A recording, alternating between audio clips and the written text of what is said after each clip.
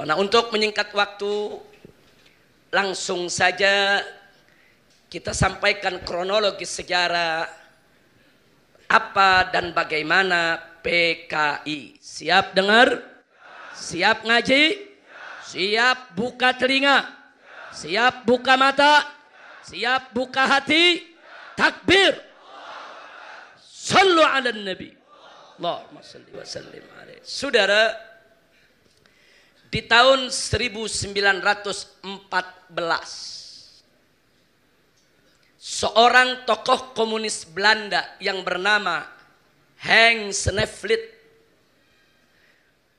bersama 85 tokoh komunis dari Belanda datang ke Indonesia dan membentuk asosiasi perburuhan. Catat, asosiasi perburuhan.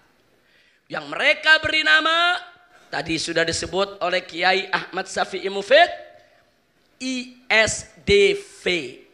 ISDV itu singkatan dari bahasa Belanda, yaitu Indische Socialis Democratische Vereniging, yang artinya asosiasi buruh sosialis demokratik. Asosiasi buruh sosialis demokratik. Mereka tidak pakai nama komunis, mereka pakai nama sosialis demokrasi, ya ikhwan. Dipimpin oleh Henk Snevely. Begitu tahun 1914 dibentuknya di Indonesia, saudara. Yang bentuk semuanya orang Belanda. Dan semuanya adalah tokoh komunis dari dua partai sosialis yang ada di Belanda, ya ikhwan. Lalu apa yang mereka lakukan di Indonesia ini? Mereka rekrut para buruh, mereka rekrut para petani, saudara, untuk merongrong pemerintah kapitalis Hindia Belanda. Apa tujuannya? Membuat goncangan di pemerintah Belanda dalam rangka untuk melemahkan kekuatan pemerintah Belanda dan mengganti pemerintahan kapitalis Hindia Belanda menjadi pemerintahan komunis Hindia Belanda. Sengaja ini saya sampaikan sebagai catatan. Jadi ISDV tidak pernah punya niat, tidak pernah punya maksud, tidak pernah punya tujuan untuk memerdekakan Indonesia. Catat baik-baik, saudara. Jadi ISDV dibentuk oleh orang Belanda bukan untuk kemerdekaan Indonesia, tapi mereka punya kepentingan politik di negeri Belanda, saudara. Karena kapitalis yang berkuasa, mereka ingin ambil alih kekuasaan supaya komunis yang berkuasa. Kira-kira jelas tidak? Jelas tidak? Nah, kemudian mereka rekrut para buruh, petani, saudara yang ada di Indonesia. Bahkan mereka rangkul Sarekat Islam yang didirikan oleh HOS Cokroaminoto. Ketika itu Sarekat Islam bersedia bekerja sama dengan ISDV karena ISDV tidak menunjukkan komunisnya, saudara. Kenapa kok Sarekat Islam ketika itu mau dirangkul? Karena sama-sama anti kapitalis. Dibentuklah blok anti kapitalis, saudara.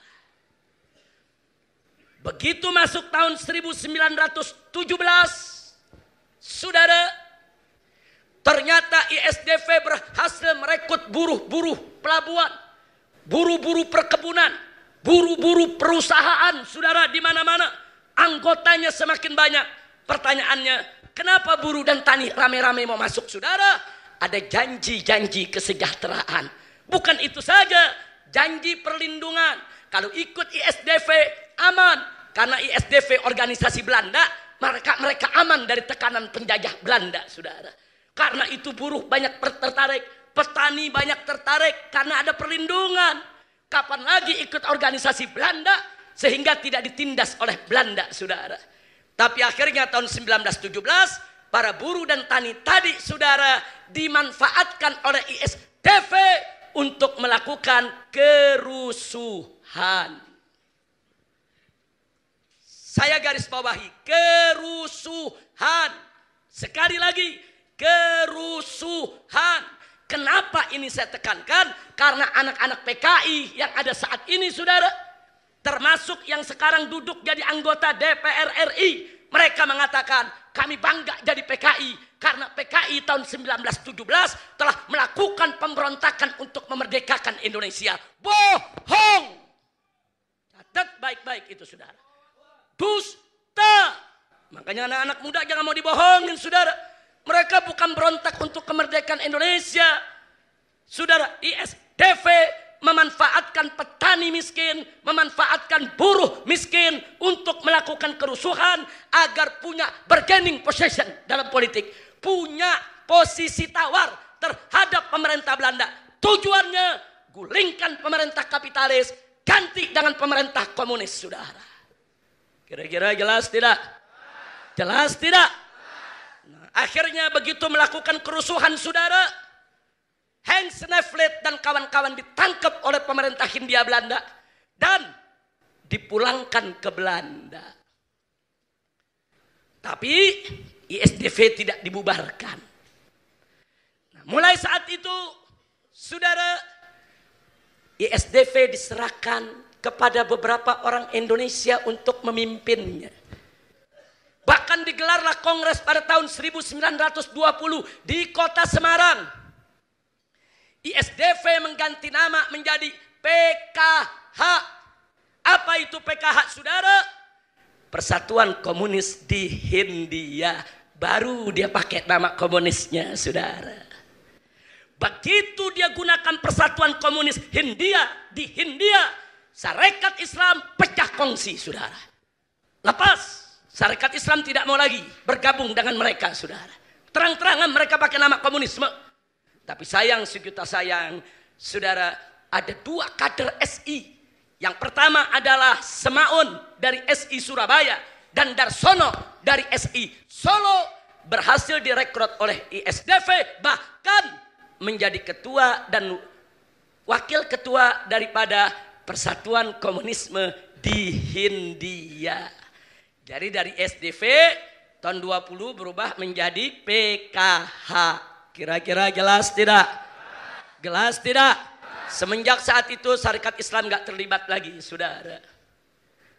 Singkat cerita, dari tahun 1920, 21, 22, saudara, ISDV ini bukan sembarangan organisasi. Begitu dia menjadi persatuan, yaitu komunisme di Hindia, dia selalu mengikuti kongres-kongres komunisme internasional. Tiap tahun pimpinan-pimpinan komunis, baik yang Belanda maupun yang orang Indonesia, berangkat ke Moskow, berangkat ke Berlin di Jerman, berangkat ke Beijing di Republik Rakyat Cina ketika itu, saudara, untuk mengikuti kongres-kongres komunis internasional. Jadi jaringan mereka bukan lagi nasional, internasional. Mereka dibiayai oleh Moskow, mereka dibiayai oleh Uni Soviet, saudara. Maka itu pimpinannya pulang pergi ke Moskow, pulang pergi ke Berlin, pulang pergi ke Beijing, saudara, untuk memperluas jaringan internasionalnya. Dan pada tahun 1925, saudara, apa yang terjadi? Kongres Komunisme Internasional kelima meminta supaya seluruh asosiasi perburuhan komunis membuat partai-partai di negara-negara di mana mereka berada, saudara. Jadi supaya Anda tahu, disuruh buat partai, saudara, maaf, tahun 24 disuruh buat partai. Dan akhirnya PKH berubah menjadi PKI, Partai Komunis Indonesia, tahun 1924. Begitu ada amanat dari Kongres Internasional, saudara, pulang Musso dan Alimin langsung membentuk PKI. Jadilah Partai Komunis Indonesia. Sampai di sini jelas tidak? Jadi itu arahan internasional, saudara. Bukan untuk kemerdekaan Indonesia, bukan. Saudara, bohong kalau PKI mengatakan berjuang untuk kemerdekaan Indonesia. Dusta kalau PKI mengaku-ngaku sebagai pejuang kemerdekaan. Penipu. Kira-kira jelas tidak? Jelas tidak? Singkat cerita, masuk tahun 1927, saudara, PKI punya jaringan makin luas. Buruhnya makin banyak, petaninya makin banyak. Kali ini mereka bikin kerusuhan besar-besaran, saudara. Mereka bakar pelabuhan, mereka bakar perkebunan, mereka bakar perusahaan-perusahaan milik Belanda, saudara. Untuk apa? Bukan untuk kemerdekaan Indonesia, untuk menggoyang pemerintahan kapitalis Hindia Belanda agar diganti oleh Ratu Belanda menjadi pemerintahan komunis Hindia Belanda, saudara.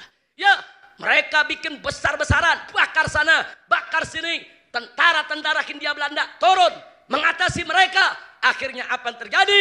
Pimpinan-pimpinan PKI, Musso, Alimin, dan kawan-kawan ditangkap dan dibuang ke Moskow, saudara. Uni Soviet. Bukan di penjara di Indonesia. Bukan. Lalu bagaimana nasib petani, saudara? Ribuan petani diganyang oleh penjajah Belanda. Puluhan petani digantung di jalan-jalan oleh Belanda, saudara. Ratusan petani terluka, saudara. Dan puluhan ribu petani dijebloskan oleh Belanda ke dalam penjara dan disiksa setiap hari. Ini kerjaan PKI, saudara.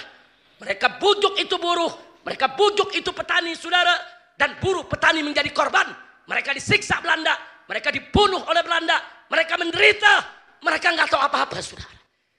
Begitu saya tanya, PKI biadab tidak? Licik tidak? Jahat tidak? Saudara, mereka melakukan ketika itu kerusuhan bukan untuk kemerdekaan Indonesia. Mereka hanya memanfaatkan buruh dan petani untuk dijadikan peluru, dijadikan bemper, menghantam pemerintah kapitalis Hindia Belanda agar tumbang dan diganti menjadi pemerintah komunis Hindia Belanda, saudara. Tapi gagal. Sementara pimpinan-pimpinannya, apalagi yang orang Belanda, nggak ada yang diseksa, saudara. Ditangkap, dipulangin ke Belanda. Yang orang Indonesia, Musso, Alimin, ditangkap, dikirim ke Moskow, saudara. Mereka hidup di Moskow dengan bebas. Mereka di Moskow dapat rumah. Mereka di Moskow dapat kendaraan. Mereka di Moskow dapat gaji bulanan, saudara. Ini pemain semua. Ini tokoh politik kaliber internasional, saudara. Yang mengorbankan rakyat kecil. Yang mengumpankan rakyat kecil untuk dibunuh oleh pemerintah Hindia Belanda, saudara. Begitu saya tanya, kesian tidak nasib buruh? Kesian tidak nasib petani?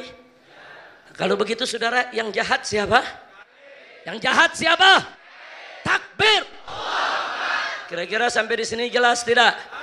Akhirnya PKI dibubarkan oleh Belanda, saudara. Tahun 1927 PKI dibubarkan. Tolong dicatat. 1917 PKI melakukan kerusuhan. 1927 PKI melakukan kerusuhan. Tapi anak-anak PKI yang ada sekarang, termasuk anggota DPR RI, anak-anak PKI, saudara, apa mereka ngaku-ngaku? Dulu orang tua kami pejuang kemerdekaan. 1917, 1927, orang lain belum berani berontak, kami sudah berontak, kami bawa senjata, kami lawan Belanda, dari kami banyak yang mati, kami adalah revolusioner. Kami adalah pejuang, dusta, bohong, penipu, pengkhianat. Enggak ada, buktikan. Hat burhanakum in kuntum shadiqin. Suruh mereka keluarkan datanya. Suruh mereka keluarkan yaitu manifestasinya, saudara. Suruh mereka tunjukkan manifestasi PKI dari tahun 1914 sampai 1927. Tidak ada satu item pun tertulis untuk kemerdekaan Indonesia. Tidak ada. Jadi biar tahu, saudara, kira-kira jelas tidak? Paham tidak? Alhamdulillah. Akhirnya mereka dibuang, saudara. 1927. Setahun, 2 tahun, 3 tahun berlalu. Masuk tahun 1935. Musso pulang dari Moskow. Masuk lagi Indonesia. Diizinkan oleh pemerintah Hindia Belanda. Sampai di Indonesia, dia bentuk gerakan-gerakan bawah tanah PKI, saudara. Jadi PKI melakukan gerakan bawah tanah. Nah, setelah dibentuk, cabang-cabangnya di berbagai provinsi, saudara, Musso kembali ke Uni Soviet, ke Moskow. Dari Moskow, Musso mengatur gerakan bawah tanah PKI. Diatur dari Moskow, saudara. Kenapa? Soviet yang kasih biaya. Soviet yang bayar dia. KGB, agen rahasia Uni Soviet yang atur semua gerakannya, saudara. Ini perang internasional. Ini perang antara komunisme dengan kapitalisme, saudara. Nggak ada hubungannya dengan Islam. Nggak ada hubungannya dengan kemerdekaan Republik Indonesia, saudara. Kira-kira jelas tidak? Paham tidak? Nah, dilakukan gerakan dari sana, saudara. Singkat cerita, tibalah hari kemerdekaan Republik Indonesia tanggal 17 Agustus tahun 1945, saudara.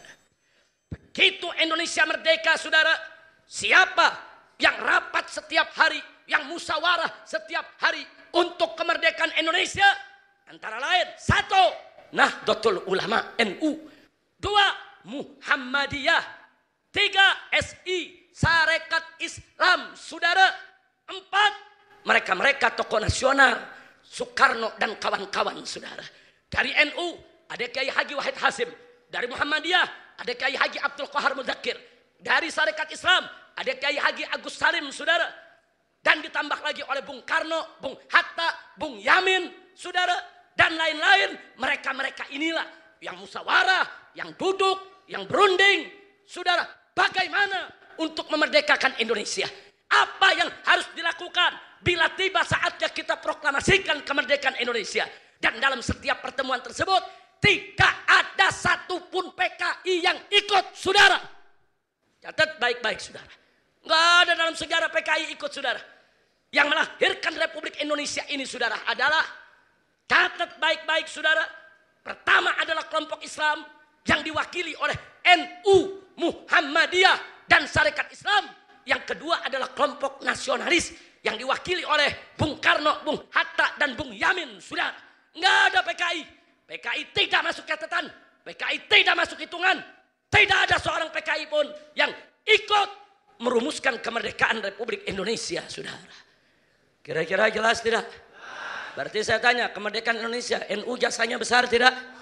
Muhammadiyah besar tidak? Sarekat Islam besar tidak? Alhamdulillah. Bung Karno dan Bung Hatta besar tidak? PKI ada nanam andil? Enggak ada, saudara. Enggak ada mereka bikin kemerdekaan Republik Indonesia. Kira-kira jelas tidak? Kira-kira jelas tidak? Takbir. Takbir. Nah, kemudian PKI kecewa enggak diikut sertakan, saudara. Kecewa enggak diikut sertakan, saudara. Lalu apa yang mereka lakukan dengan kekecewaan mereka, saudara? Pada tanggal 1 sampai 20 Oktober tahun 1945, setelah Indonesia merdeka, saudara. Jadi setelah Indonesia merdeka, tokoh-tokoh mereka dari Moskow datang, mereka nggak dipakai oleh Bung Karno, mereka nggak dipakai oleh Bung Hatta, saudara. Nggak ada yang diajak ngurus pemerintahan. Oh, mereka kecewa, saudara. Nah, setelah mereka kecewa dari tanggal 1 sampai 20 Oktober, tahu apa yang mereka lakukan? Mereka bentuk, saudara, organisasi teroris. Yang pertama dikasih nama API, Angkatan Pemuda Indonesia. Dan kedua diberi nama AMRI, yaitu Angkatan Muda Republik Indonesia. Kenapa saya sebut ini organisasi teroris? Kedua anak organisasi PKI inilah, saudara. PKI-nya sendiri masih di bawah tanah nih. Ini yang dimunculkan, saudara. Apa yang mereka lakukan? Di basis PKI. Mereka bunuh pejabat, mereka bunuh kiai. Di Tegal, itu camatnya, saudara, bupatinya mereka culik. Mereka kuasai Tegal. Cirebon mereka serbu, saudara. Banten mereka kuasai. Bahkan di Banten, saudara, Bupati Lebak mereka culik, mereka bunuh. Dan ada satu tokoh nasional di Tangerang, mereka culik, mereka bunuh, yaitu Otto Iskandar Dinata, saudara. Mereka bunuh. Tokoh-tokoh nasional yang anti PKI mereka culik, mereka bunuh. Pokoknya camat, lurah yang berafiliasi ke Republik Indonesia, mereka culik, mereka bunuh, saudara. Sampai akhirnya mereka menguasai Keresidenan Pekalongan yang wilayahnya mencakup Brebes, saudara, Tegal, Pemalang, Pekalongan. Ini dikuasai oleh mereka, saudara. Bahkan setelah mereka kuasai 4 kota tadi, mereka serbu Cirebon, mereka tangkepi TRI, tentara kita ditangkepi, mereka usir, gudang senjatanya mereka rebut. Jadi supaya Anda tahu, saudara, mereka mengacaukan kok. Ketika itu, saudara, ini kita baru merdeka. Belanda ngancam mau datang lagi. PKI bukan mendukung kemerdekaan, bukan menciptakan keamanan, bikin kekacauan di mana-mana, membuat pemerintah kita menjadi lemah, tentara kita menjadi lemah. Saya tanya, kalau begitu PKI pengkhianat tidak? Bajingan tidak? Saudara, kalau bicara kecewa, mestinya NU yang kecewa sama Muhammadiyah. NU, Muhammadiyah, Sarekat Islam mestinya kecewa, saudara. Kenapa kecewa? Karena Bung Karno dan Bung Hatta menghapuskan 7 kata dari Piagam Jakarta, saudara. Yaitu ketuhanan dengan kewajiban menjalankan syariat Islam bagi pemeluk-pemeluknya, diganti oleh Bung Karno dan Bung Hatta, saudara, tanpa mengundang ketiga kiai tadi, saudara. Diganti dengan ketuhanan. Untung ada Ki Bagus, saudara, yang akhirnya menambahkan dengan Yang Maha Esa. Jadi catat baik-baik, ketika itu NU marah, Muhammadiyah marah, tapi dengan arif dan bijaknya, saudara, Kiai Haji Wahid Hashim dan Kiai Haji Abdul Qahar Muzakir menasehati umat Islam. Sudahlah, kita nggak usah ribut dulu. Kita ini baru merdeka 1 hari. 1 hari kita bersatu dulu lah. Kita bersatu dulu, pertahankan kemerdekaan, kita lawan Belanda. Nanti kalau kita sudah mulai stabil, bagus, baru kita diskusi lagi soal dasar negara. Saya tanya, kalau gitu NU dan Muhammadiyah arif tidak? Bijak tidak? Bagus tidak? Kalau mau cerita kecewa, sebetulnya kecewa tidak? Kalau mau cerita sakit hati tidak? Tapi nggak emosi, saudara. Dan akhirnya Bung Karno malu. Sampai Bung Karno minta maaf dan Bung Karno berjanji nanti setelah stabil kita akan musyawarahkan kembali soal dasar negara, saudara. Tapi nggak ada umat Islam, saudara, buat macam-macam, buat neko-neko, saudara. Ini PKI udah ikut merumuskan kemerdekaan, enggak, saudara. Datang bikin teror di mana-mana. Kalau ada yang bertanya, kenapa mereka bikin teror, saudara? Ya, mereka ingin tunjukkan diri bahwa mereka masih ada, bahwa mereka masih punya kekuatan, bahwa mereka masih punya anggota. Dan tanggal 21 Oktober tahun 1945, saudara, PKI mendeklarasikan diri kembali, saudara. Berdiri kembali sebagai Partai Komunis Indonesia. Begitu dia berdiri kembali, saudara, apa yang dilakukan lagi? Teror ditingkatkan, saudara, di mana-mana. Di mana-mana dia melakukan teror, saudara. Dari tahun 45 masuk 46 terus dia melakukan teror. Culik pejabat, bunuh kiai, bunuh gubernur, saudara. Dibunuh para gubernur, para kiai di mana-mana. Kenapa mereka lakukan itu? Mereka ingin diakui keberadaannya. Akhirnya Bung Karno menyerah, saudara.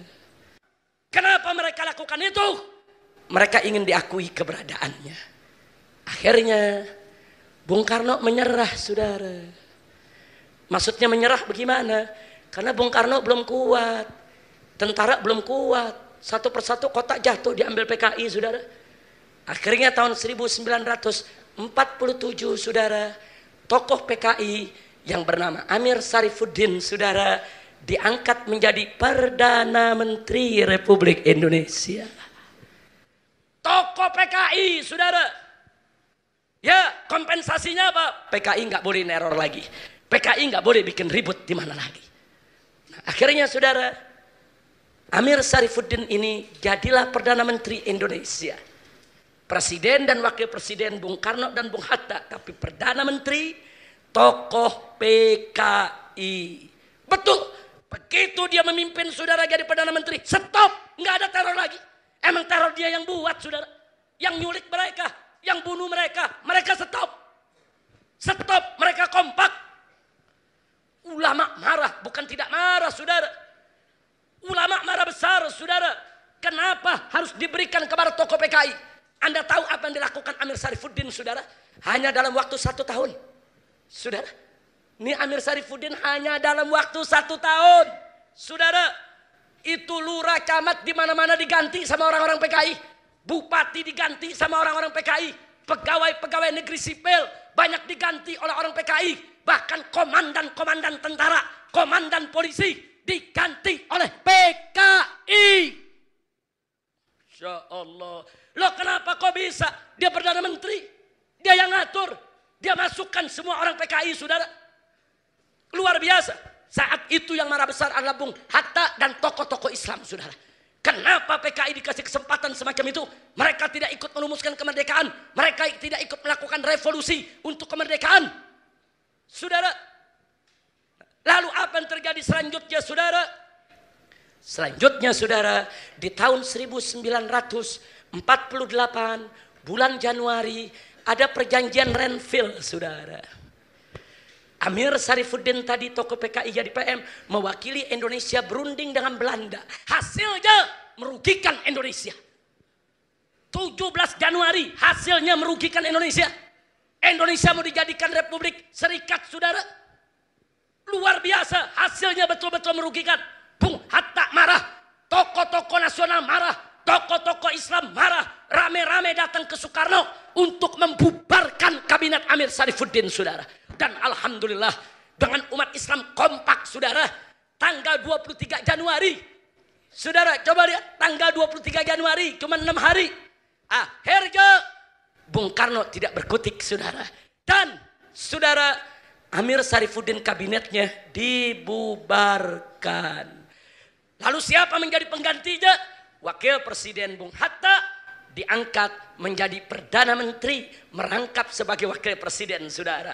Dan Bung Hatta begitu menjadi Perdana Menteri, saudara, hari itu juga langsung meluncurkan politik RERA. Apa itu RERA? R-nya reorganisasi, R-nya rasionalisasi. Maksudnya apa? Seluruh pegawai negeri yang PKI dia berhentikan, saudara. Seluruh komandan tentara yang PKI dia pecat, saudara. Dilakukan oleh Bung Hatta. Bung Hatta itu besar jasanya membersihkan negara ini dari PKI, saudara. Dibersihkan, itu namanya politik RERA. Hanya dalam waktu 3 bulan diberhentiin semua, saudara. Bung Hatta tidak mau. Akhirnya komandan-komandan tentara dari PKI, komandan polisi dari PKI, pegawai negeri dari PKI, semua marah kepada Bung Hatta, saudara. Lalu apa yang terjadi? Musuh turun tangan dari Moskow datang ke Indonesia, saudara. Biangnya turun tangan, saudara. Begitu dia datang kemari bulan Agustus, saudara, yaitu tahun 1948 tersebut, digelarlah konferensi PKI, saudara. Kemudian Musso menjadi ketuanya, saudara. Nah, di situ yang mimpin adalah ada Musso, ada Nyoto, ada TN Aidit, saudara. Mereka-mereka yang memimpin PKI, termasuk Amir Sarifuddin, saudara. Begitu Agustus mereka datang, mereka konferensi, saudara. Agustus tahun 1948 selesai konferensi. Sebagai amanat konferensi PKI, tanggal 5 September, Musso menyampaikan langsung kepada Bung Karno supaya Bung Karno berkiblat kepada Uni Soviet. Terang-terangan, Indonesia harus berkiblat kepada Soviet. Indonesia harus berkiblat kepada Soviet. Ini Indonesia sudah merdeka, disuruh jadi budaknya Soviet, disuruh tunduk kepada Soviet. Saya tanya, PKI pengkhianat tidak? Bajingan tidak? Iblis tidak? Takbir! Insya Allah. Biar anak-anak muda tahu cerita PKI, saudara. Jangan bilang mereka berjasa dulu sama Republik ini, saudara. Jangan bilang berjasa dengan Republik ini, saudara. Kira-kira jelas tidak? Kira-kira jelas tidak? Lanjut? Mau tahu kelanjutannya? Betul? Takbir! Sallu ala Nabi. 5 September disampaikan ke Bung Karno. Bung Karno tolak, saudara. Kata Bung Karno, nggak bisa. Kita negara berdaulat. Kita Republik Indonesia, negara berdaulat. Nggak bisa kita berkiblat kepada Soviet. PKI marah PKI. Lalu apa yang terjadi, saudara? Marahnya PKI tanggal 11 dan 12, saudara. Tanggal 11 dan 12 bulan September. 5 September mengajukan, 10 September Bung Karno menolak, besoknya 11 karena mereka marah, maunya mereka ditolak, saudara. Gubernur Jawa Timur mereka cegat, mereka bunuh, saudara. Nggak sampai di situ, saudara. Ada lagi, saudara, yaitu Dokter Mawardi dari Rumah Sakit Solo, mereka culik, mereka bunuh, saudara. Dan juga ada seorang kolonel di Madiun, saudara, mereka culik, mereka bunuh, mereka sembelih, saudara. Oh, mereka marah. Tanggal 11, tanggal 12, tanggal 13, Tanggal 14 terus mereka teror. Mereka culik pejabat, mereka culik pejabat saudara. Dan mereka bunuh. Puncaknya tanggal 17 September saudara. Begitu kiai-kiai di Jawa Tengah, pro Republik, anti PKI, kiai-kiai diculik. Ada seorang kiai besar, Kiai Haji Sulaiman Suhdi Afandi bersama 108 tokoh Islam diculik oleh PKI saudara, diseret, disembelih satu persatu dan jenazahnya dimasukkan dalam sumur di kecamatan saudara Sojo, yaitu di desa Sojo, kecamatan Bendo dan Kabupaten Magetan. 108 tokoh Islam bersama kiainya mereka sembelih, mereka masukkan ke dalam sumur, biadab. Jadi supaya kita tahu saudara, betul yang dikatakan tadi oleh Kiai Haji Mufid saudara. Jangan dulu kita disuruh minta maaf sama PKI. Mereka katakan mereka menjadi korban. Kau bunuh kiai, kau bunuh santri, kau bakar pesantren, kau bunuh pejabat, kurang ajar, biadab. Ini mesti dibuka juga saudara. Mustinya mereka yang minta maaf kepada umat Islam, betul? Mereka yang minta maaf kepada bangsa Indonesia, betul? Bukan dibalik. Lah kok dibalik saudara? Udah gitu presiden gak tegas lagi. Ini dia. Ya presiden mestinya tegas dong, tolak saudara. Ntar ngangguk, ntar geleng, ntar ngangguk. Kayak kodok. Ya kan kodok begitu saudara. Ntar betekok, ntar lompat, betul? Saya bilang kodok, bukan dia, kodok. Orang tegas sebagai presiden Indonesia. Hei PKI, kau pengkhianat, kau penipu, kau dosa besar. Kau yang mesti minta maaf kepada bangsa Indonesia. Betul? Bukan dibalik. Kira-kira jelas tidak? Paham tidak? Jelas tidak? Begitu mereka culik kiai, dibunuh kiai, saudara. Besoknya Panglima Besar Jenderal Sudirman atas perintah Bapak Presiden secara besar-besaran saudara mengerahkan tentara. Satu diambil dari Batalion Brawijaya di Jawa Timur dan yang kedua Siliwangi dari Jawa Barat. Loh kenapa enggak dari Jawa Tengah? Jawa Tengah udah banyak yang PKI saudara. Tentara-tentaranya ikut jadi PKI. Nah, jadi supaya kita tahu Jenderal Gatot Subroto ketika itu pangkatnya masih kolonel saudara. Itu memimpin serangan saudara. Dan tanggal 30 September saudara, tanggal 17 September setelah kiai-kiai dibantai, itu PKI berhasil merebut banyak kota.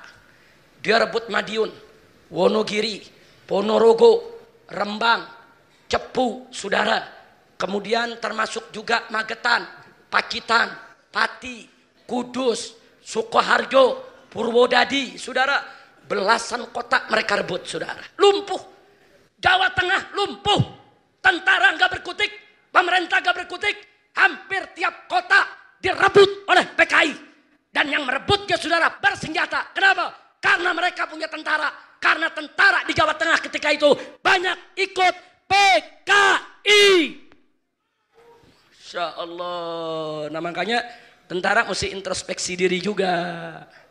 Saudara, jangan tentara merasa bersih juga. Jangan. Jangan, tentara mesti hati-hati. Jangan sampai kecolongan lagi. Betul? Betul? Iya, pemerintah jangan cuma ngomong ormas Islam jangan sampai kesusupan. Lu yang kesusupan. Bukan ormas Islam yang kesusupan, dia yang kesusupan. Betul? Betul? Saya mau tanya, kalau di ketika itu militer tentara pada banyak jadi PKI, polisi banyak jadi PKI, kesusupan bukan namanya. Jadi yang kesusupan ormas Islam atau tentara? Ormas Islam atau polisi? Nah itu pelajaran berharga. Makanya polisi dan tentara harus lebih hati-hati. Jangan sampai PKI menyusup kembali ke badan militer kita. Betul? Betul? Akhirnya tanggal 30 September tahun 1948 dipimpin oleh Panglima Besar Jenderal Sudirman, kota Madiun direbut kembali, saudara. Setelah Madiun direbut, tentara terus merangsek masuk ke Pacitan, masuk ke Magetan, masuk ke Blitar, masuk ke Blora, masuk ke mana-mana. Dan baru akhir bulan November, saudara, seluruh Jawa Tengah bisa dikuasai kembali oleh pemerintah. 3 bulan pertempuran, saudara. Kira-kira jelas tidak? Jelas tidak? Jadi jasa tentara perang lawan PKI besar tidak? Besar tidak? Takbir! Takbir! Sallu ala Nabi! Saudara, akhirnya musuh, saudara, dan Alimin tertangkap oleh tentara dan dieksekusi mati. Nyoto lari ke Cina, saudara. Nah, Nyoto saat itu masih muda. Itu calon pemimpin PKI ke depan, saudara. Nah, akhirnya, saudara, pimpinan-pimpinan di Jawa Tengah itu PKI semua ditangkapi, saudara. Tapi yang di Jakarta enggak ditangkap. DNID nggak ditangkap, saudara. Nah, saat itu tentara dan ulama minta kepada Bung Karno bubarkan PKI. Wajar tidak? Wajar tidak? Wajar tidak? Apa jawab Bung Karno? Jangan. Itu kan yang salah oknum. Itu kan yang salah Musuh dan Alimin. Musuh Alimin sudah dieksekusi mati, cukup. Jangan kita bebankan kesalahan kepada mereka-mereka yang tidak bersalah. Itu alasan Bung Karno, saudara.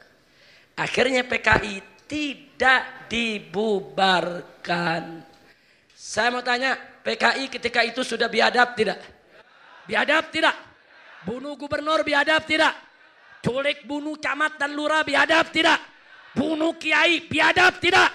Bunuh santri biadab tidak? Bakar pesantren biadab tidak?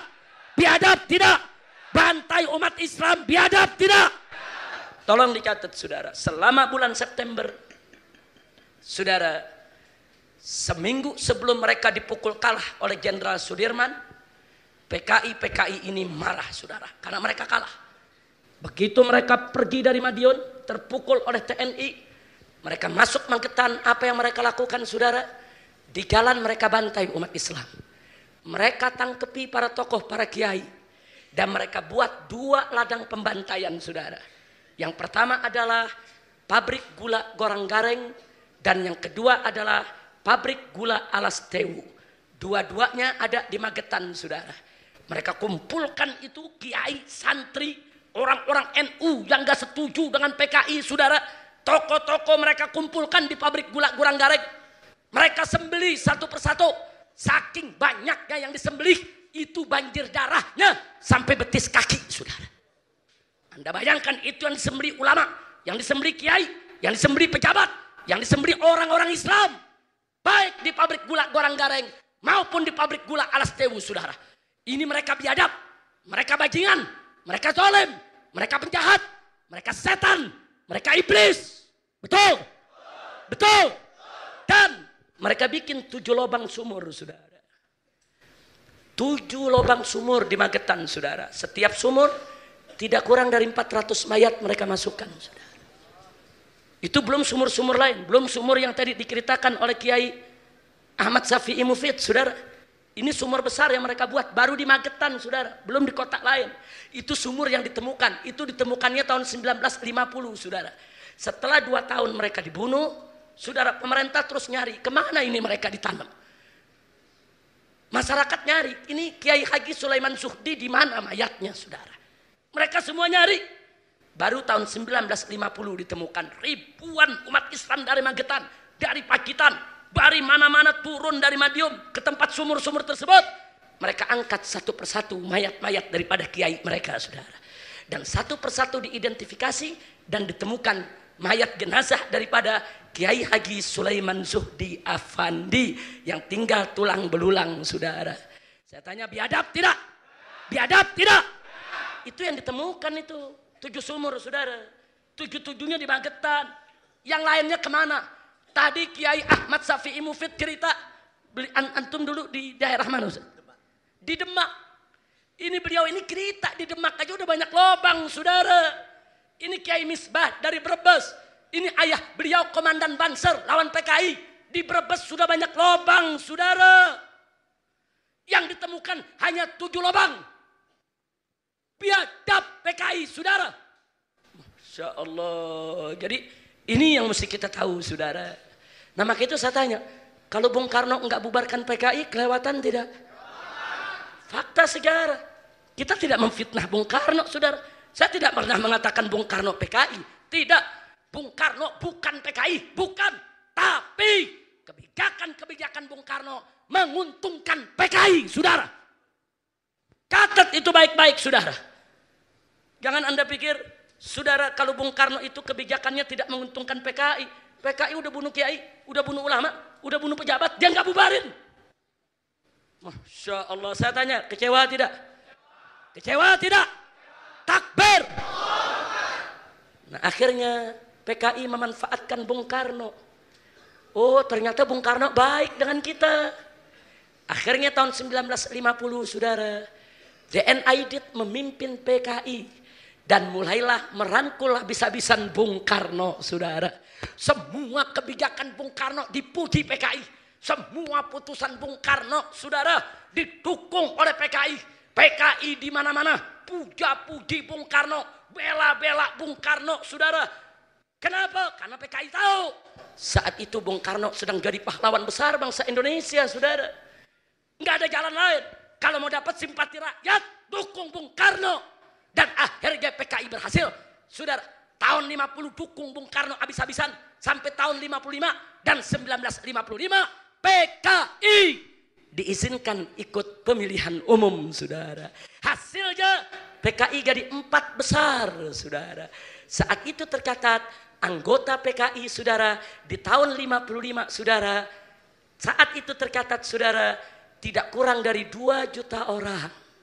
Dan tahun 65 tidak kurang dari 3 juta orang, saudara. Jadi Anda bayangkan, udah bunuh ulama, udah bakar pesantren, udah habisi orang NU di mana-mana, saudara. Masih ada yang pilih, masih jadi 4 besar. Luar biasa politik di negeri ini. Luar biasa, saudara. PKI jadi partai besar. Itu tahun 55, saudara. Singkat cerita, begitu PKI jadi 4 besar, PKI betul-betul mempengaruhi kebijakan Bung Karno. Akhirnya para ulama menggelar kongres tahun 1957 di Palembang. Kongres Ulama Islam Indonesia. Di Palembang tahun 1957 memutuskan, meminta kepada Presiden Bung Karno untuk mengeluarkan dekret pembubaran PKI. Itu tahun berapa? Tahun 57. Ditolak oleh Bung Karno. Enggak, Bung Karno enggak terima, saudara. Ditolak oleh Bung Karno. Bahkan tahun 58-nya, saudara, Bung Karno makin mesra dengan PKI. Bahkan tahun 60-nya Bung Karno meluncurkan program politik Nasakom, Nasional Agama Komunis. Saudara, Masumi menolak. Masumi tidak terima. Lalu apa yang terjadi? Karena Masumi tidak terima, tahun 1962, saudara. Bukan 62, tahun 1960, tahun itu juga Masumi dibubarkan, saudara. Tepat tanggal 17 Agustus 1960 Masumi dibubarkan, saudara. Ulama minta PKI yang dibubarkan. Bung Karno bukan bubarkan PKI, bahkan membubarkan partai Islam terbesar di Indonesia. Masumi, apa itu Masumi? Majelis Syuro Muslimin Indonesia dibubarkan, saudara. Masya Allah, kira-kira jelas gak? Bung Karno bukan PKI, tapi politiknya nguntungin. Saya tanya, kalau yang namanya Masumi dibubarkan, saudara, saya mau tanya nih, PKI diuntungkan tidak? Diuntungkan tidak? Enggak sampai di situ. Tahun 1962, saudara, 2 pimpinan PKI, Aidit dan Noto, diangkat menjadi Menteri Penasehat Presiden, saudara. Supaya Anda tahu, ini fakta, saudara. Ini fakta. Aidit dan Noto jadi Menteri Penasehat. Itu jabatan tinggi, saudara. Enggak sampai di situ. Begitu mereka jadi menteri, PKI makin kuat, saudara.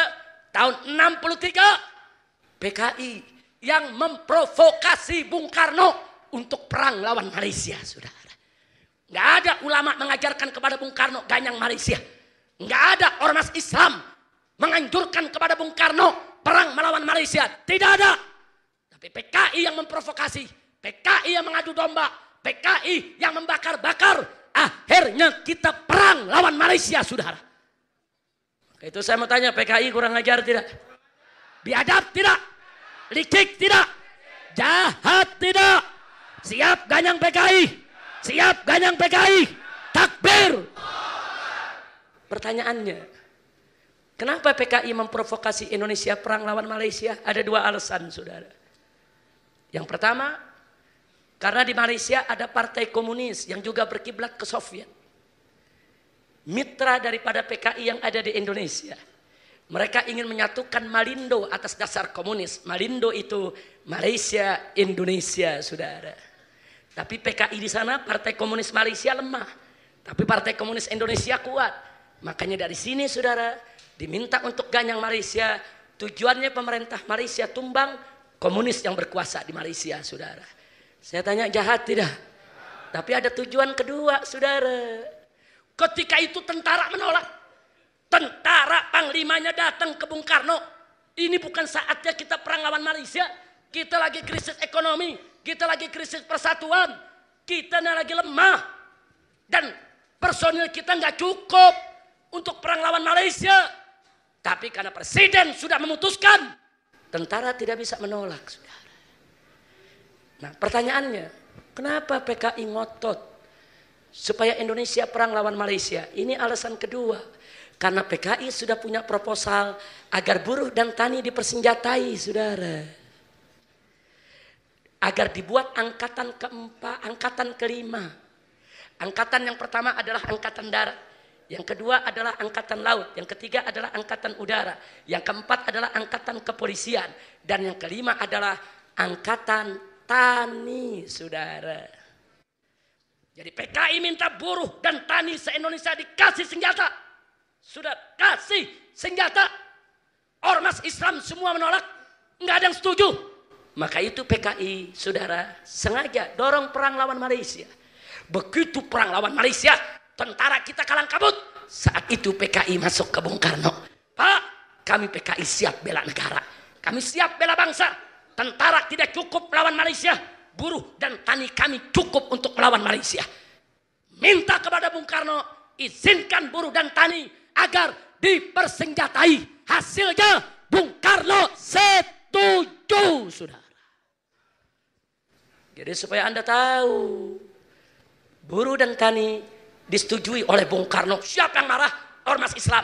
Di antaranya GPI, termasuk PII. Semua marah. Demo, protes Bung Karno. Karena mereka tidak terima putusan Bung Karno. Saudara, Bung Karno marah. Akhirnya GPII dibubarkan lagi oleh Bung Karno. Saudara. Enggak sampai di situ. Ulama-ulama protes. Ulama-ulama marah. Saudara, kenapa Bung Karno begitu dekat dengan PKI? Kenapa semua program PKI dijalankan oleh Bung Karno? Ulama marah, saudara. PKI, takkan Bung Karno tangkap itu ulama. Akhirnya para ulama ditangkap. Siapa yang ditangkap diantaranya? Almarhum Buya Hamka. Kemudian Kiai Haji Yunan Helmi Nasution. Kemudian Kiai Haji EZ Muttaqin.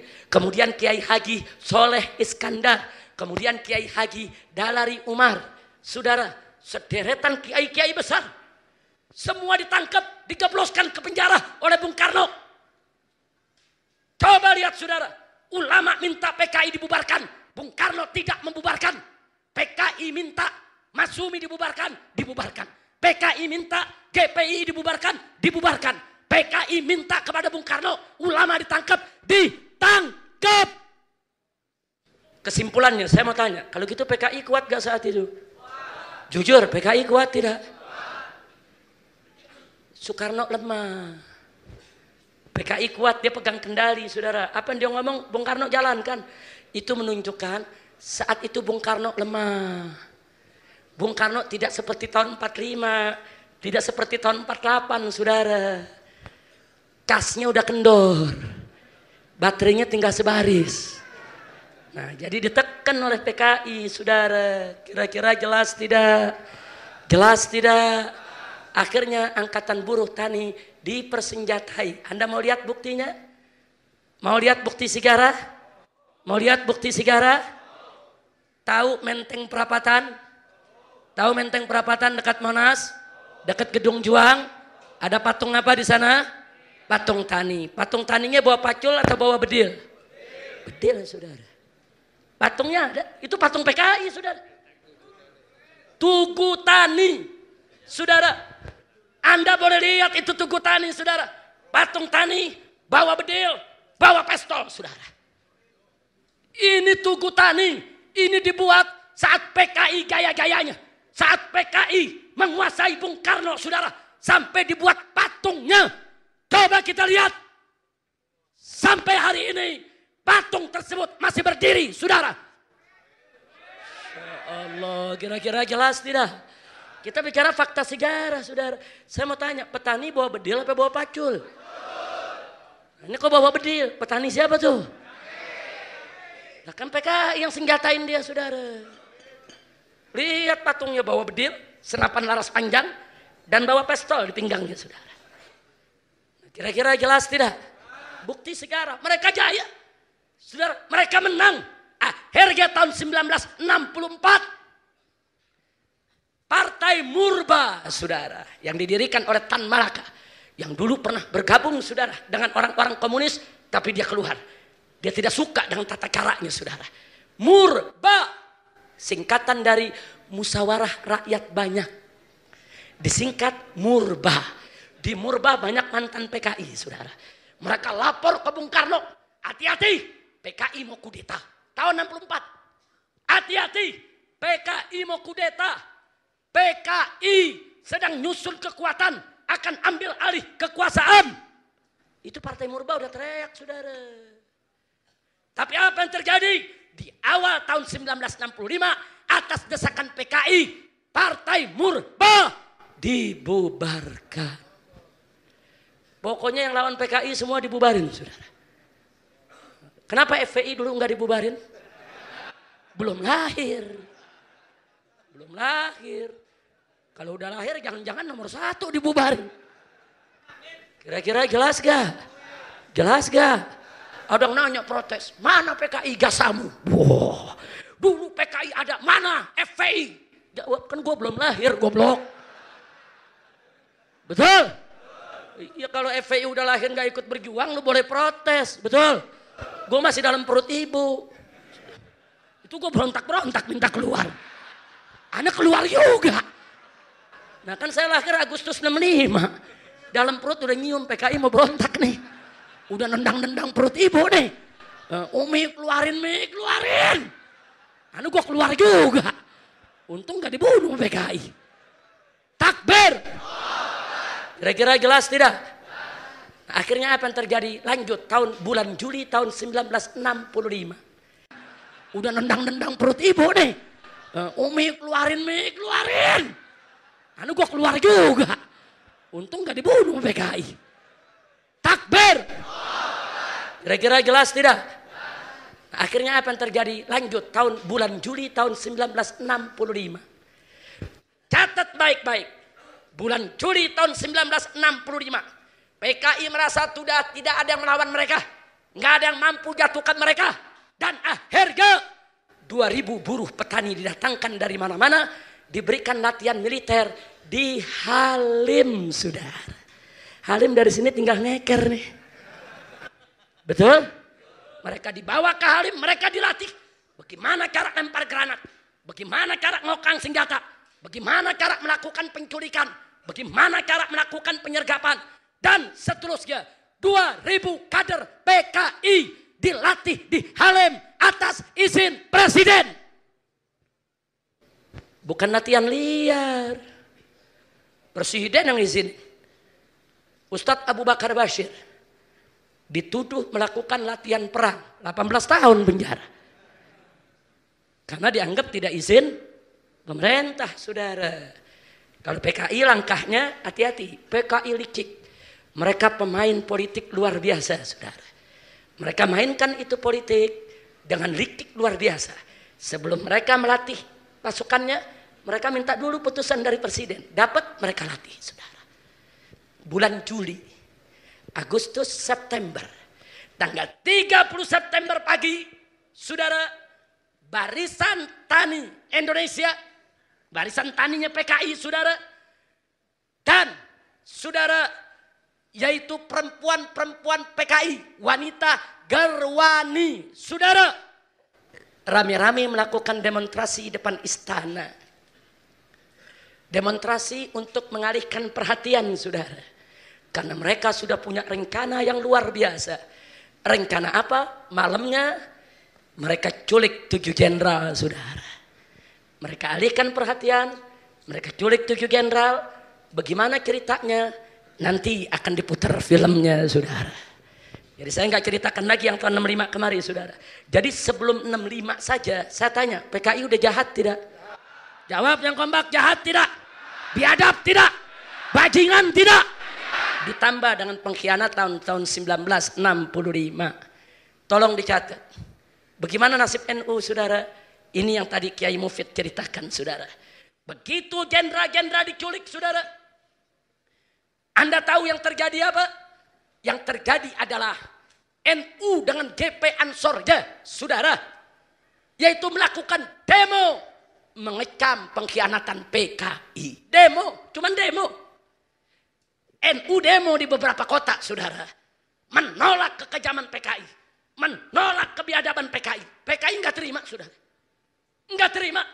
Apa yang dilakukan kemudian, saudara? Anak-anak Ansor di Banyuwangi tidak kurang dari 65 orang. Mereka tipu, mereka undang, katanya ada tabligh akbar.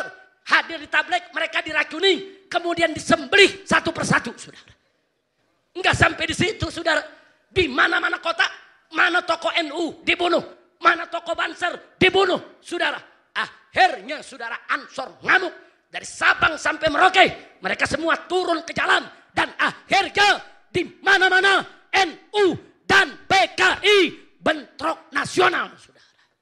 Dan yang dikulik bukan NU saja. Orang-orang mantan-mantan Masumi, tokoh-tokoh Muhammadiyah, tokoh-tokoh Sarekat Islam, tokoh-tokoh Persis, semua habaib pun tidak sedikit yang dikulik, saudara. Dibunuh oleh mereka. Biadab. Begitu NU bergerak di seluruh Indonesia, saudara, ditopang oleh ormas-ormas lain. Di mana-mana terjadi bentrok, terjadi perang antara umat Islam dengan PKI. Dan alhamdulillah, Allah memberikan kemenangan kepada umat Islam. Berdasarkan data, 1 juta orang PKI dibunuh. Tapi jangan Anda pikir NU nggak banyak yang dibunuh. Ribuan orang NU dibunuh, saudara. Ratusan kiai dibunuh, saudara. Nah kalau ada yang bilang, Beb nggak adil dong. Masa NU cuma ribuan, ini sampai 1 juta. Yang nggak usah cerita, kan 1 kiai balas 1000 orang. Bunuh 1 kiai, kita bunuh berapa? 1 kiai bunuhnya berapa? Jadi kalau ada 1000 kiai, 1 juta lu rasain. Jangan begitu perang udah kalah, saudara sekarang teriak, kita dizalimi, kita dibantai, pala lu bomenyan. Udah kalah lu bilang dizalimi, kurang ajar tidak? Kurang ajar tidak? Saya tanya, saat itu kezaliman atau perang? Kita berbuat zalim atau perang? Perangnya nyerang atau bela diri? Takbir. Udah kalah, saudara. Lapor ke Amerika, lapor ke Komnas HAM, kami dizalimi. Cengeng. Ke anak kecil habis berantem kalah, ngadu, emak kalah. Cengeng. Betul? Betul? Kalau lu berani, lu bales, gue siap. Lu jual, gue borong. Betul? Saya mau tanya, siap perang lawan PKI? Siap hantam PKI? Takbir! Masya Allah. Baik, kesimpulannya saya tanya semua. Kalau gitu PKI licik tidak? Jahat tidak? Bajingan tidak? Apa PKI pernah berjuang untuk memerdekakan Indonesia? Apa PKI punya jasa kepada Indonesia? Yang melakukan teror kepada pejabat siapa? Yang teror kepada ulama siapa? Yang teror kepada pesantren siapa? Yang merusak kita-kita kemerdekaan siapa? Yang jadi budak asing siapa? Yang menghancurkan agama siapa? Kalau begitu saudara PKI biarkan atau lawan?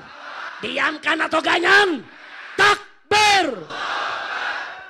Insya Allah. Sekarang pakai lapor saudara. Ini LSM komprador. Dari Komnas HAM-nya sampai setara institut saudara. Oh rame-rame minta kepada presiden agar minta maaf kepada PKI. Ini dia mulut lu bojengkol. Ngomong. Udah gitu presidennya culun lagi. Bukan langsung aja tolak, kenapa sih? Pakai iya dirapatkan dulu. Begini nih susahnya kayak kalau punya presiden tukang mebel begini nih. Iya musuh. Saudara kita disuruh minta maaf pakai mikir. Ini dia kadal kebon. Kira-kira yang saya sampaikan jelas gak? Apa? Saya udah capek, lu bangun atau ceramah nyambut. Kira-kira jelas tidak? Jelas tidak? Mau tahu lanjutannya? Mau tahu lanjutannya? Tonton filmnya. Habis ini nonton filmnya, lu jangan pulang lu. Pulang gue doain biar bisul di pantat. Tapi kalau duduk bukan, ini cerita supaya kita tahu cerita sejarah kita. Nah ada pertanyaan, Habib, kenapa anak muda sekarang banyak yang nggak tahu? Perhatikan baik-baik sebelum saya akhiri, saudara. Begitu reformasi tahun 1998, saudara, satu film tentang pengkhianatan G30 SPKI yang biasanya diputar oleh TVRI setiap tanggal 30 September, saat ini dilarang tidak diputar lagi. Berarti ada yang takut boroknya dibuka. Betul? Ada yang takut boroknya dibuka, saudara. Yang kedua, saudara. Dulu saya sekolah SD, SMP, SMA. Kalau saya belajar sejarah nasional Indonesia, selalu dicantumkan pengkhianatan PKI. Tapi hari ini dalam buku sejarah pengkhianatan PKI dihapus, saudara. Kurang ajar tidak? Kurang ajar tidak? Berarti ada tangan-tangan di belakang kekuasaan yang sengaja menghapus sejarah soal pengkhianatan PKI.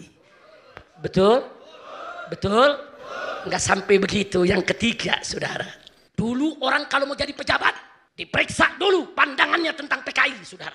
Kalau ada keterlibatan dengan PKI, enggak boleh dia jadi anggota DPR. Enggak boleh dia menjadi pejabat publik, saudara. Tapi begitu reformasi 98, saudara, aturan tersebut dihapus. Sehingga anak-anak PKI rame-rame masuk ke partai. Rame-rame jadi anggota DPR. Saya ditanya, Habib, ini kan hak asasi manusia. Yang salah kan bapaknya, bukan anaknya. Kalau bapaknya yang berontak, kenapa anaknya nggak boleh jadi pejabat?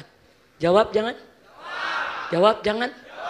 Jawabnya mudah. Ya, kami dari FPI sangat menghormati hak asasi manusia. Dan kami juga mengakui tidak ada dosa keturunan. Bapaknya yang bersalah, anak tentu tidak salah. Dan kami dari FPI tidak keberatan anak-anak PKI tersebut untuk jadi pejabat, untuk jadi anggota DPR RI.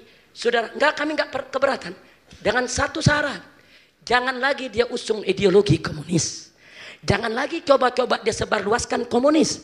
Dan jangan coba-coba dia banggakan PKI. Sebab kalau dia menjadi pejabat publik, menjadi anggota DPR RI, kemudian dia sebarluaskan kembali ideologi komunis, dia sebarluaskan kembali lambang-lambang PKI, tentu umat Islam wajib menolak kehadiran mereka. Betul? Takbir. Buktinya mari kita lihat, saudara, Ciptaning, Ripka Ciptaning, saudara, masuk ke PDIP, ikut pemilihan legislatif, dan masuk jadi anggota DPR, saudara.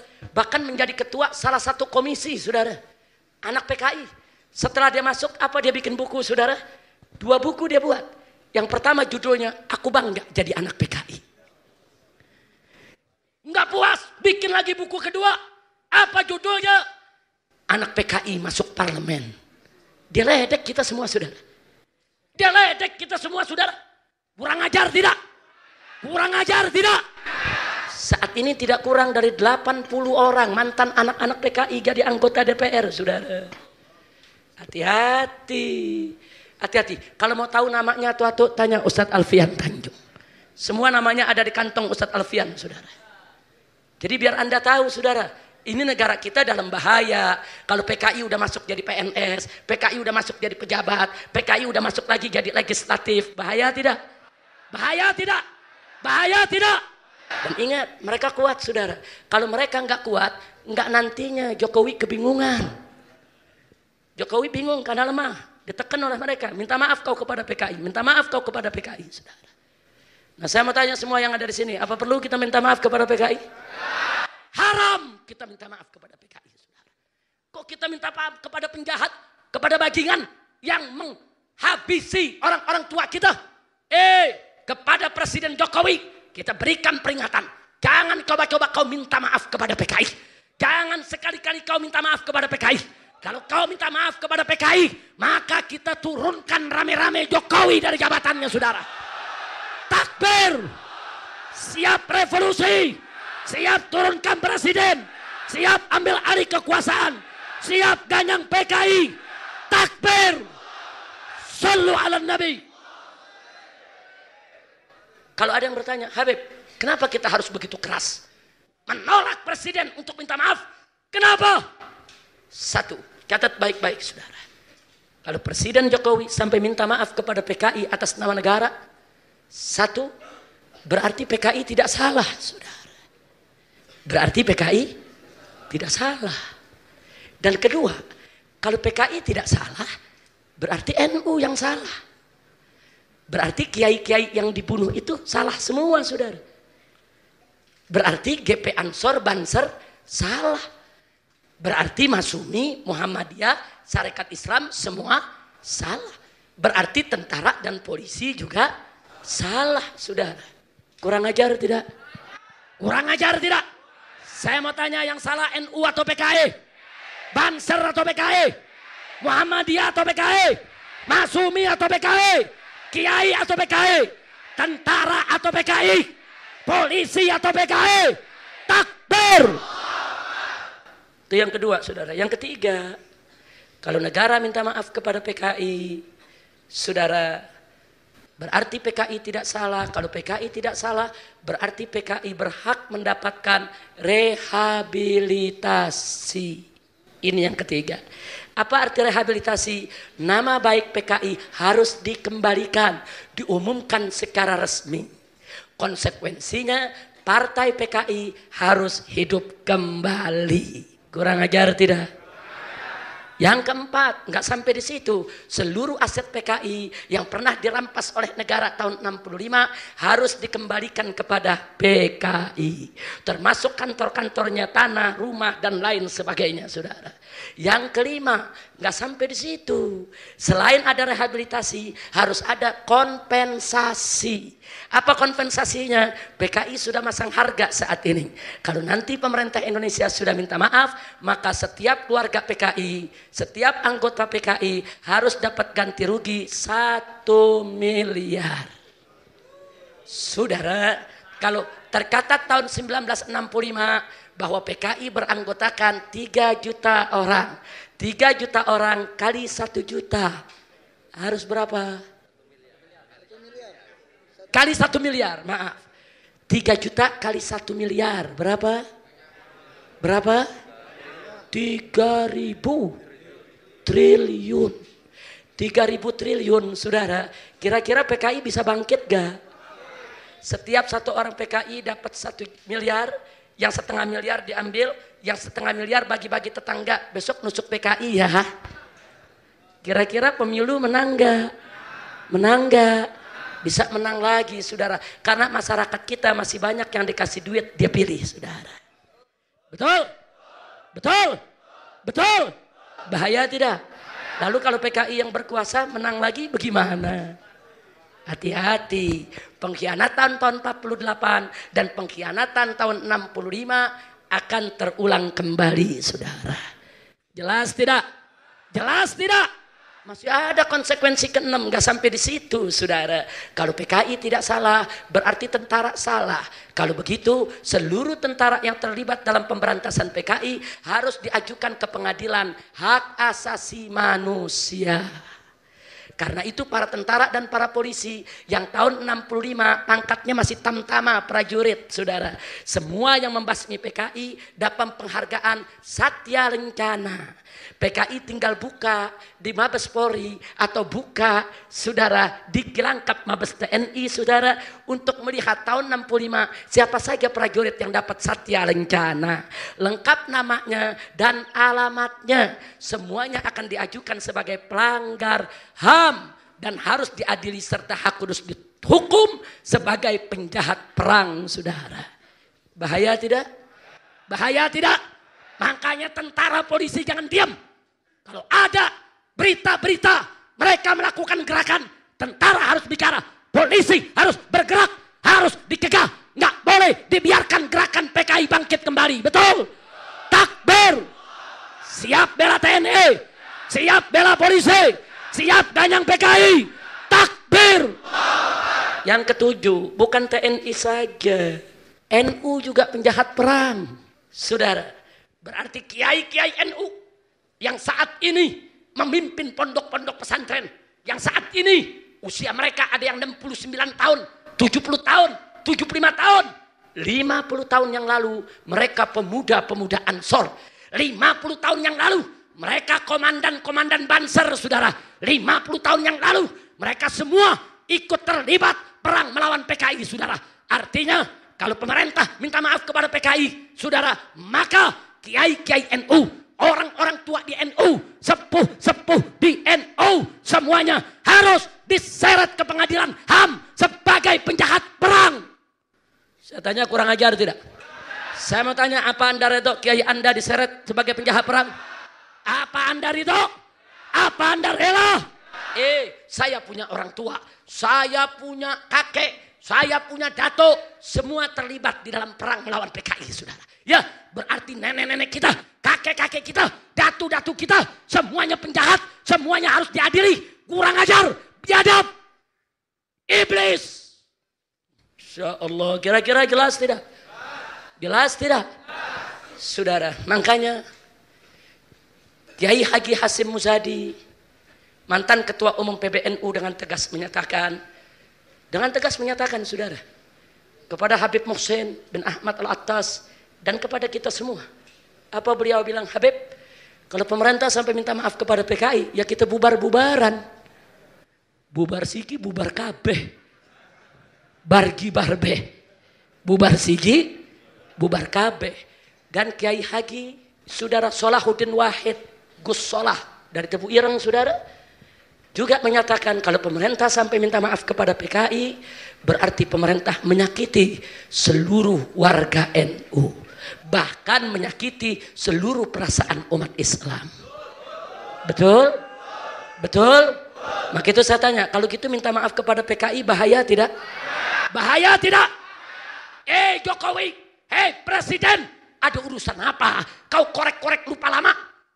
Presiden, ada urusan apa? Kau mau ungkit-ungkit permusuhan lama? Urus saja ini negeri yang sudah fat, biarkan mereka berlalu. Betul? Anak-anak PKI, anak-anak PKI, kita tidak pernah mengebiri hak Anda. Kau mau jadi pejabat silakan, kau mau jadi pegawai negeri silakan, kita terbuka. Apalagi kalau kau mau jadi santri, mau jadi ustadz, mau jadi kiai. Betul? Betul? Saya mau tanya, kita siap terima tidak? Siap terima tidak? Tapi stop. Jangan lagi kau usung ideologi komunis. Jangan lagi kau hidupkan PKI. Jangan lagi kesalahan orang tuamu kau ulangi. Cukup. Jangan buka luka lama. Jangan bikin gaduh. Jangan bikin rusak ini negeri. Betul? Takbir. Presiden kok mikirnya mundur ke belakang bukan maju. Karena jidatnya nongkrong ke belakang. Jadi mikirnya sono dulu. Kira-kira jelas gak?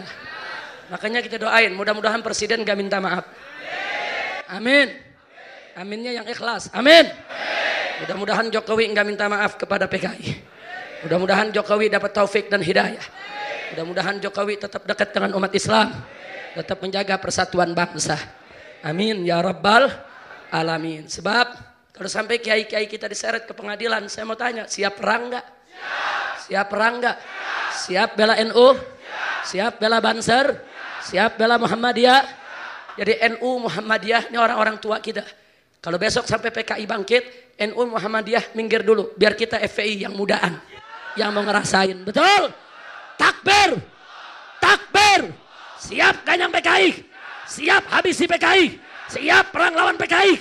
Andai kata PKI di backing oleh negara, siap lawan negara. Di backing oleh presiden, siap lawan presiden. Di backing oleh negara Cina, di backing oleh negara Rusia, siap lawan mereka. Takbir! Takbir! Sallu ala Nabi. Allahumma salli wa sallim alaihi. Dulu Banser sudah berjasa tahun 65. Nah, Banser istirahat dulu. Giliran kita rame-rame yang lawan. Setuju gak? Setuju gak? Punya golok? Punya parang? Punya celurit? Betul? Punya? Lu jangan jawab. Ada Kapolres. Lu jawab diketarain loh. Nah, ini ditangkap. Kalau punya ginian jangan ngomong-ngomong.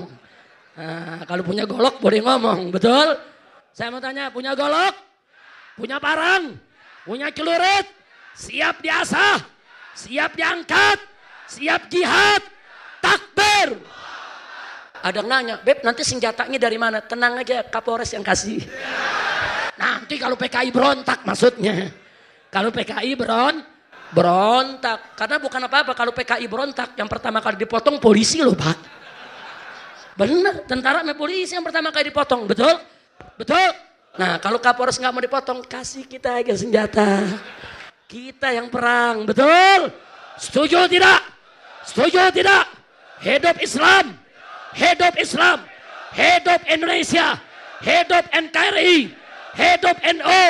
Hidup Muhammadiyah. Hidup Islam. Hidup TNI. Hidup polisi. Takbir. FPI. FPI. PKI. PKI. Takbir. Takbir. Alhamdulillah. Ayo, ayo. Ganyang PKI. Ganyang PKI. Sekarang juga. Yang semangat. Ayo, ayo. Semua. Lagi. Ayo, ayo. Ganyang PKI. Ganyang PKI. Sekarang juga. Takbir. Allahu Akbar. Alhamdulillah. Nah itulah yang saya mau sampaikan pada kesempatan malam hari ini. Taib saudara, saya mau tanya dulu semua nih. Sekali lagi nih, serius nih sebelum kita tutup nih. Kira-kira yang saya jelaskan pada malam hari ini tentang PKI jelas tidak? Paham? Ada yang rekam? Kasih lihat saudaranya yang gak hadir ini malam. Atau lempar, sebar di YouTube rame-rame semua. Biar umat Islam tahu, betul? Betul? PKI pahlawan atau pecundang? Pahlawan atau bajingan? Nah, jadi sekali lagi tuh, PKI bukan tapi bahkan pengkhianat. Alhamdulillah. Nah baiklah, sebagai penutup untuk memperkuat akidah Ahlus Sunnah wal Jamaah kita, untuk membangkitkan semangat juang kita lawan musuh-musuh Islam, baik liberal maupun PKI. Ini nanti insya Allah kalau ada episode kedua, kita akan jelaskan hubungan liberal sama PKI. Mau tahu? Mau tahu? Bikin lagi tabletnya. Modalnya dari mana? Imam DKI lagi. Iya. Insya doain biar Habib Muhsin bin Zaid rezekinya makmur. Banyak halal. Berkah. Biar tiap hari bisa bikin tablet. Amin ya rabbal alamin. Insya Allah kapan waktu kita ketemu kita jelaskan apa hubungan liberal dengan PKI. Betul Habib Muhsin tadi, beda tipis. Beda tipis. Liberal ya PKI, PKI ya liberal. Dia juga Sami Mawon. Nah cuman bagaimana jelasinnya? Itu perlu 2 jam lagi ceramah. Insya Allah nanti kita ada maulid. Jangan lupa peringatan maulid di DPP FPI tahun ini insya Allah jatuh tanggal 23 Desember malam 24. Dan di tempat ini tanggal 24 Desember malam 25. Jadi 2 kali nih dari Petamburan kita kemari. Siap hadir? Siap hadir? Takbir. Nah, saya pikir itu yang bisa saya sampaikan. Nah, sekarang kita minta tim hadrah untuk membacakan qasidah tentang ciri-ciri aswaja. Setuju tidak? Nah, jadi saya minta nanti begitu dibaca ciri-cirinya kita dengerin. Kebab itu pelajaran. Oh, aswaja begitu. Oh, aswaja begini. Mau tahu tidak? Nah, nanti dibacakan. Nah, tapi ingat, begitu kata ciri-ciri aswaja, kita rame-rame. Ciri-ciri aswaja. Setuju tidak? Setuju tidak? Ayo, dan sekaligus silakan panitia kalau ada ingin mengambil amal dari jamaah sekalian, silakan. Siap untuk mengeluarkan infak untuk perjuangan. Siap tidak? Siap tidak? Jadi ada yang bilang begini, FPI dananya dari asing tuh.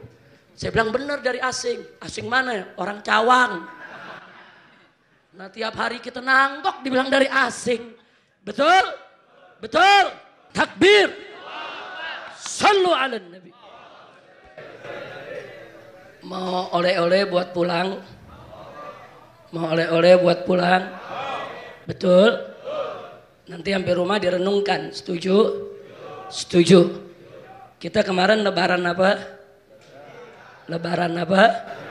Lebaran haji. Berarti ingat kisah Nabi Ibrahim. Dulu Nabi Ibrahim ada 300 patung lebih. Patung lebih nih. Patung-patungnya Masya Allah nih. Dihancurin sama Nabi Ibrahim. Sendirian. Sendirian. Gimana? Rame-rame apa sendiri? Banyak gak patungnya? Banyak gak patungnya? Nah, saya mau tanya, umat Islam di Jakarta ada berapa? Ada berapa juta? Ada berapa juta? Ada 10 juta? Kok patung PKI ada ya satu?